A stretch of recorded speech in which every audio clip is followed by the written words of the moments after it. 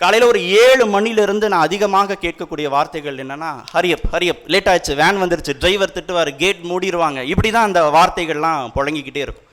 அந்த குழந்தைகள் காலையில் 7 மணிக்கு எந்திரிச்சதுலேருந்து அந்த குழந்தை பள்ளி வேன் ஏறுற வரைக்குமான வார்த்தைகள்லாம் என்னென்னா, வேகம் வேகம் வேகம், ஓடு ஓடு சீக்கிரம், கேட்டை மூடிடுவாங்க, வேன் வந்துடும், டிரைவர் திட்டுவார், மற்ற குழந்தைங்களுடைய பேரண்ட்ஸ் திட்டுவாங்க, டீச்சர் திட்டுவாங்கன்னு இந்த வார்த்தைகளை தொடர்ந்து உச்சரிக்கக்கூடியதை நான் பார்த்துட்டே இருக்கேன். அப்போ இந்த ஹரியப்புங்கிற புத்தகம் என்ன சொல்லி கொடுக்குதுன்னா, குழந்தைகளை நிதானமாக இருக்க சொல்லுங்கள் அப்படின்னு சொல்லி கொடுக்குது. வாழ்க்கையில் ஓடிட்டே தான் இருக்கணும், வாழ்க்கையில் ஜெயிச்சுட்டே தான் இருக்கணும், நீ சீக்கிரமாக ஓடுனாதான் உனக்கு முன்னாடி இருக்கக்கூடியவரை ஓடி ஜெயிச்சிட முடியும்னு எந்த கட்டாயமும் வாழ்க்கையில் இல்லை. நிதானமாக பயணித்தாலே, உன்னை சுற்றி இருப்பவற்றை நீ கவனித்தாலே நீ முன்னேற முடியும்னு சொல்லி கொடுக்குது அந்த ஹரியப்புங்கிற ஒரு புத்தகம். என்ன சொல்லி கொடுக்குது? உன்னை சுற்றி இருக்கு யார் இருக்காங்கன்னு பார், உன்னை சுற்றி இப்போ என்ன பறவை பாடுதுன்னு பார், உன்னை சுற்றி வானவில் இருக்கா, அது எப்படி வட்டமாக இருக்குன்னு பார், என்னென்ன கலரில் இருக்குன்னு நீ பார். கொட்டாவி விட சொல்லுது அந்த புத்தகம், சோம்பல் முறிக்க சொல்லுது அந்த புத்தகம். அப்போ குழந்தைகிட்ட எல்லா விதமான செயல்களையும் உற்று நோக்கி கூர்ந்து கவனித்து அதன் மூலமாக வாழ்க்கையை கற்றுக்கொள்ளக்கூடியதாக அந்த ஹரியப்புங்கிற புத்தகம் குழந்தைகளுக்கு வழிகாட்டு. எதையுமே நிதானமாக செய்யுங்கள் அப்படின்னு அந்த புத்தகம் சொல்லு. ஃபின்லாந்து கல்வி முறை குறித்தும் பேசியிருக்கிறாங்க அந்த புத்தகத்தில். உலகின் தலை சிறந்த கல்வி முறையாக ஃபின்லாந்தில் இருக்கக்கூடிய கல்வி முறையை சொல்கிறோம்.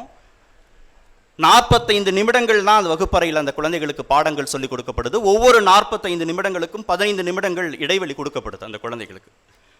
அந்த குழந்தைகளுக்கு அந்த மாதிரியான இடைவெளி கொடுக்கப்படுகிற போது அடுத்ததாக இருக்கக்கூடிய வகுப்புகளை ரொம்ப ஊன்றி ரொம்ப உற்சாகமாக கற்றுக்கொள்ளக்கூடிய திறன் அதிகரிப்பதாக அந்த புத்தகத்தில் குறிப்பிடப்பட்டிருக்கு. தலைகள் வகுப்பறை குறித்து அந்த புத்தகத்தில் பேசியிருக்கிறாங்க. ஒரு வகுப்பறையில் ஆசிரியர் மட்டுமே தான் பாடம் நடத்திட்டு இருக்கணுமா? குழந்தைகள் மட்டுமே தான் இறுதி வரை பாடங்களை கேட்டுக்கொண்டே இருக்கணுமா? ஏன் குழந்தைங்க பேசி ஆசிரியர் கேட்கவே கூடாதா? அப்படியாக ஒரு தலைகள் வகுப்பறைகள் இருக்கவே கூடாதான்னு சிந்திச்சு அந்த புத்தகத்தில் எழுதி கொடுக்கப்பட்டிருக்கு.